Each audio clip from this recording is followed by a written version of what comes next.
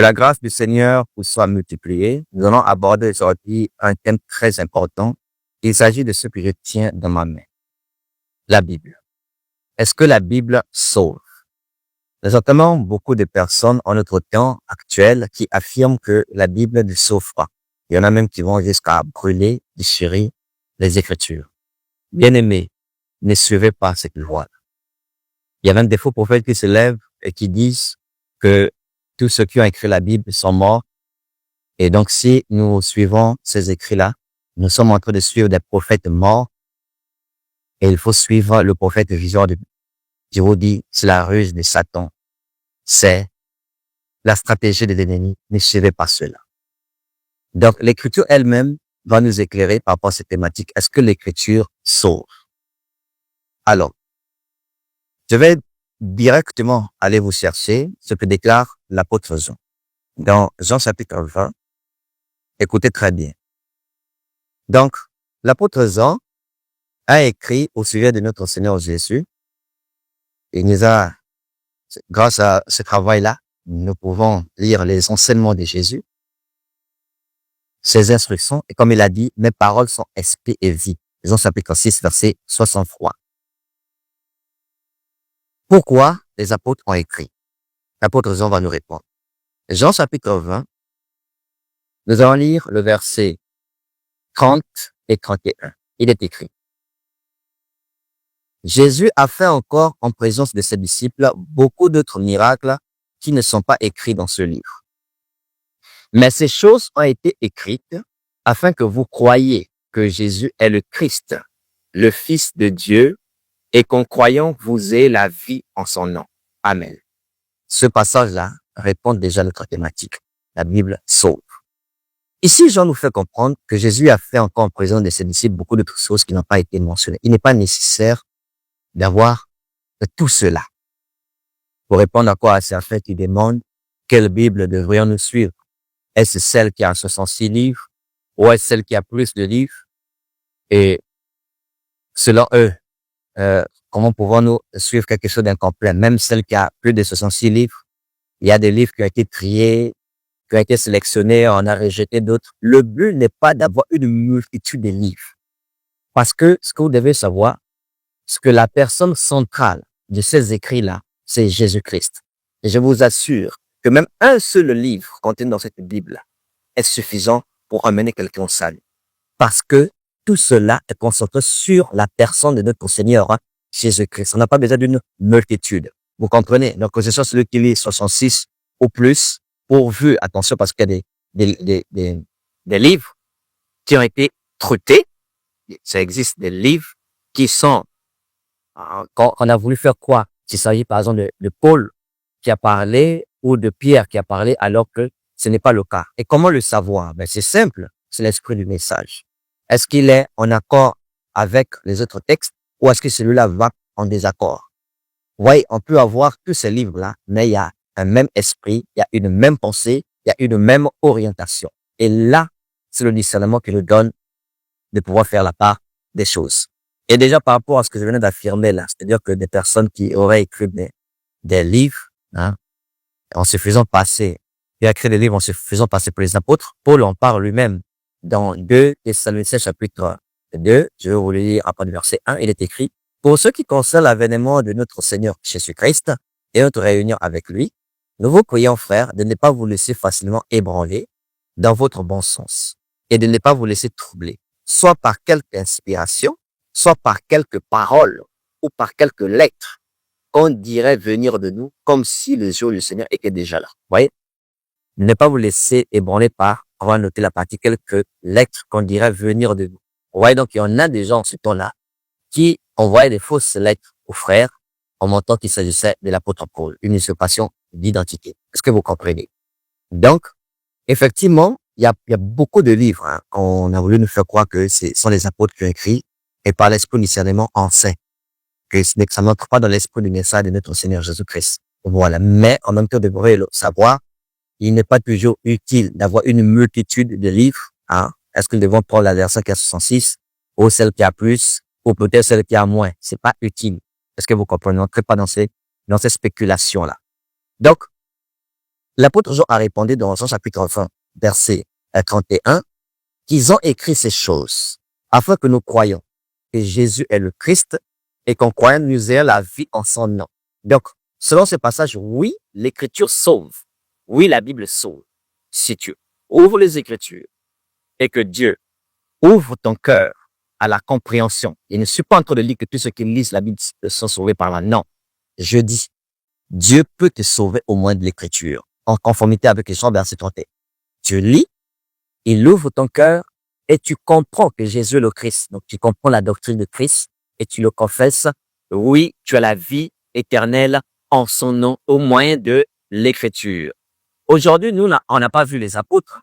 Je sais pas les apôtres, on les a pas vus. On n'a pas vu Pierre, on n'a pas vu Paul. Et voilà ce que l'apôtre Paul dit. Dans 2 Thessaloniciens, chapitre 2, toujours, je vais vous lire le verset 15. Il est écrit, ainsi donc, frères, demeurez fermes et retenez les instructions que vous avez reçues, soit par notre parole, soit par notre lettre. Retenez, demeurez fermes, retenez les instructions que vous avez reçues, soit par notre parole ou par notre lettre. Nous, on n'a pas reçu leurs instructions de vive voix, mais on les a reçues par leurs lettres. Leurs lettres sont là. Et l'apôtre Paul demande de demeurer ferme, de garder ces choses, de retenir les instructions qu'on a reçues et nous, aujourd'hui, on va dire par leurs lettres. Est-ce que vous comprenez? Donc, c'est Dieu qui, dans sa sagesse, a voulu que les apôtres mettent l'évangile à l'écrit, les enseignements des Christ à l'écrit, afin que, en lisant ces choses, nous croyons que Jésus est le Christ et que nous ayons la vie en son nom. Donc, oui, l'écriture sauve. L'écriture est le moyen même, je dirais le meilleur moyen même pour conserver cet héritage. Parce que si on était juste resté de bouche à oreille, c'est plus facile de modifier, de déformer quelque chose qui va de bouche à oreille. Parce que tu vas me transmettre cela de bouche à oreille. Rien n'est garanti que moi, je vais transmettre cela fidèlement. Je vais rajouter un peu de moi dedans. Vous imaginez si l'évangile de Christ n'était resté que sur la voix que beaucoup aimeraient là, de bouche à oreille, de bouche à oreille. Vous êtes sûr que l'intégrité de message, la fidélité de message aurait été gardée. Quelques-uns chercheraient à déformer quand ils devaient transmettre à leur tour de vive voix, devaient rajouter un peu de leur conception, un peu de leur pensée là-dedans. Or, c'est nos pères là, des premiers là, notamment Jean, Paul, Pierre, les autres, ils ont écrit. Cela, c'est scellé, c'est écrit. Et donc, nous pouvons aujourd'hui facilement consulter ce qu'ils ont écrit conformément au mandat que Dieu leur a donné et de garder fidèlement ce qu'ils ont écrit. Est-ce que vous comprenez? Donc oui, l'écriture sauve. L'écriture nous est parvenue aujourd'hui. Et Jésus leur a dit de prêcher la bonne nouvelle à toutes les nations, à commencer par Jérusalem, et qu'ils seront ses témoins à Jérusalem, de la Judée, de la Samarie et jusqu'aux extrémités de la terre. Actes des Apôtres, chapitre 1, verset 8. Nous, on fait partie de ces extrémités de la terre. Moi, là où je suis, est-ce que Paul est arrivé ici physiquement, ou Pierre est arrivé ici physiquement pour m'annoncer l'évangile? Non. Mais comme Matthieu l'annonce l'évangile par le moyen de l'écriture. Je demeure ferme, je garde et je retiens les instructions fidèlement, les instructions que les apôtres nous ont transmises. Donc, l'écriture est le moyen le plus fiable, le plus sûr pour que ce héritage-là soit gardé. Et c'est Dieu qui, dans sa sagesse, a voulu que les choses soient faites ainsi. Nous avons beaucoup de choses à dire pour vous démontrer que vraiment l'écriture sauve. Nous allons faire d'abord cette première partie-là et par la grâce du Seigneur, on posera d'autres écritures, d'autres passages pour que vous puissiez voir par vous-même que véritablement, oui, l'écriture sauve. Quand tu lis l'écriture et que l'Esprit Saint ouvre ton entendement, n'entends-tu pas la voix du Maître? N'entends-tu pas le Seigneur qui t'a appelé? N'entends-tu pas le Seigneur parler à ton cœur? Je vais vous lire un passage. Luc, écoutez bien. Luc chapitre 16. Je vais juste prendre le verset 27 pour attirer votre attention. Luc chapitre 16, verset 27. Il est écrit. Le riche dit, je te prie donc, Père Abraham, d'envoyer Lazare dans la maison de mon père, car j'ai 5 frères. C'est pour qu'il leur atteste ces choses, afin qu'ils ne viennent pas aussi dans ce lieu de tourment. Abraham répondit, ils ont Moïse et les prophètes, qu'ils les écoutent. Je m'arrête là. Vous connaissez la parabole du riche et de Lazare. Il se trouve actuellement dans le séjour des morts. Quand il dit actuellement, c'est par rapport au séjour du fer. Il se trouve dans le séjour des morts. Dans un milieu de tourments. Ce riche le dit dans un lieu de tourments. Et il ne souhaiterait pas que ces frères-là aillent le rejoindre. Là où il se trouve. Donc, il voudrait qu'il soit épargné de ces tourments-là. Maintenant, Abraham dit, tes frères-là, ils ont Moïse et les prophètes qui fassent quoi qu'ils les écoutent. Je ne sais pas si vous comprenez la profondeur de ce texte-là. Je vais reprendre le verset 29. Abraham répondit, ils ont Moïse et les prophètes qui les écoutent. Qui les écoutent. Apocalypse, chapitre 1er. Écoutez, vous savez que c'est Jean qui a écrit le livre appelé Apocalypse. Et qui lui demande d'écrire? C'est Jésus qui lui demande d'écrire. Puisqu'il va entendre une fois, dans le chapitre 1, verset 11, de commencer verset 10. Je fus ravi en esprit au jour du Seigneur, et j'entendis derrière moi une voix forte, comme le son d'une trompette qui disait, ce que tu vois, écris-le dans un livre. Dieu l'a souvent dit aux prophètes. Et c'est le cas de l'apôtre. Dans ce moment, toute écriture, on dit écriture est inspirée de Dieu. Dieu lui dit ce que tu vois, écris-le dans un livre et envoie-le aux 7 églises. Donc, c'est Dieu qui demande d'écrire. Jean va écrire et en introduction de son livre, il va dire ceci au verset 3. Tout à l'heure, j'ai lu Apocalypse 1, verset 11. Là, je suis dans Apocalypse 1, verset 3. Écoutez bien. Celui qui lit et ceux qui entendent les paroles de la prophétie et qui gardent les choses qui sont écrites, car le temps est proche.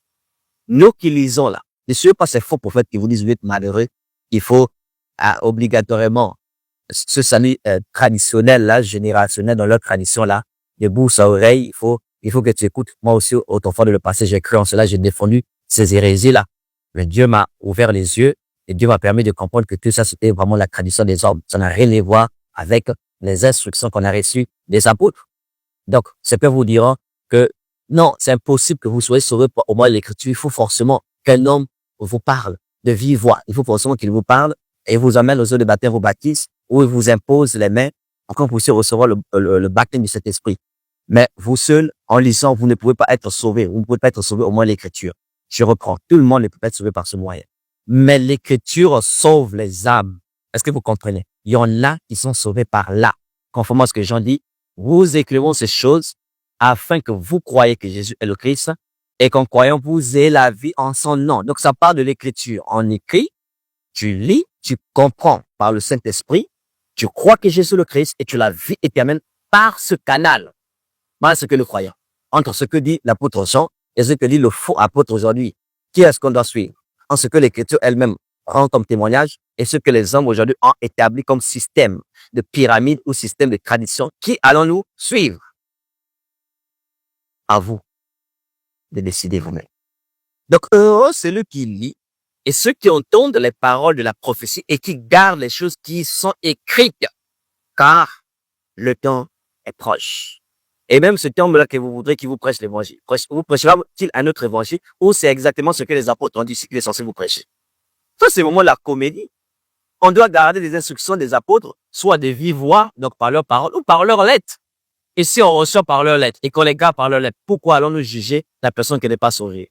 On peut se prononcer cette personne si se rend compte que ce que la lettre dit et ce qu'elle affirme sont opposés. Mais si son langage conforme à la lettre, qui sommes-nous pour le dire à la personne qu'elle n'est pas sauvée, qu'elle est à côté de la plaque? Qui êtes-vous pour le dire? Est-ce que vous comprenez? Beaucoup, là, dans vos traditions de bouche à oreille, on permet-il la voix du royaume? Est-ce que vous voyez? Donc, il y en a, oui, si vous avez un ministère, l'esprit vous emmène à aller parler de vivre à quelqu'un, mais de quoi allez-vous parler? Mais bien, ce qui est écrit, pour que cette personne soit sauvée, il y a d'autres que l'esprit interpelle, les isole et ouvre leur entendement, comprend l'écriture, croit que Jésus le Christ et sont sauvés. La Bible sauve. Est-ce que vous comprenez? Alors, je vais dire ceci pour ceux qui me disent, il faut forcément un homme, ou encore que vous croyez à des prophètes morts, ou les plus de ce monde, Pierre n'est plus de ce monde, donc leur écriture, ça n'a plus de valeur, ça ne peut pas sauver quelqu'un. Je relis Luc chapitre 16, la semaine. Il est dit, Abraham répondit, ils ont Moïse et les prophètes qui les écoutent. La question que j'aimerais vous poser. Quand Abraham dit ils ont Moïse et les prophètes, est-ce que c'est Moïse physique? Est-ce que c'est les prophètes physiquement qui sont là, vivants au milieu d'eux? Quand il dit ils ont Moïse et les prophètes qui les écoutent, il parle de quoi? Mais il parle de l'écriture de Moïse. Il parle des écrits de Moïse et il parle des écrits des prophètes.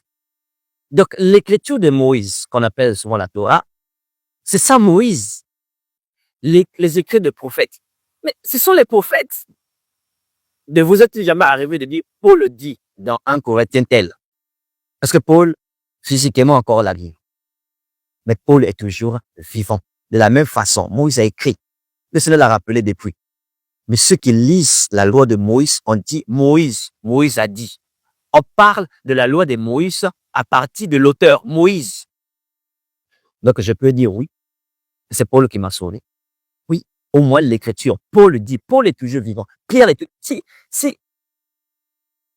En fait, les gens sont charnels. Ils regardent la chair, on voit leur présence physique n'est plus là, et on veut dire en même temps leur écriture est canique. C'est que vous ne connaissez pas Dieu. Je vais vous lire Luc chapitre 20, verset 37 à 38. Écoutez. Luc chapitre 20, verset 37 à 38. Il est écrit. Que les morts ressuscitent, c'est ce que Moïse a fait connaître. Quand à propos du buisson, il appelle le Seigneur, le Dieu d'Abraham, le Dieu d'Isaac et le Dieu de Jacob. Or, Dieu n'est pas Dieu des morts, mais des vivants. Car pour lui, tous sont vivants. C'est pour votre prophète là, qu'Abraham est mort, Paul est mort, Pierre est mort, leurs écritures là, leur message est assez caduc. Ici là, il est dit le Dieu d'Abraham, le Dieu d'Isaac et le Dieu de Jacob. Pourtant, Abraham, Isaac et Jacob n'étaient plus de ce monde. C'est parce que pour Dieu, tous sont vivants. Et Dieu n'est pas Dieu des morts, mais il est des vivants. Et pour lui, tous sont vivants. De la même façon, j'aimerais revenir sur la base de Luc chapitre 20, 37 à 38.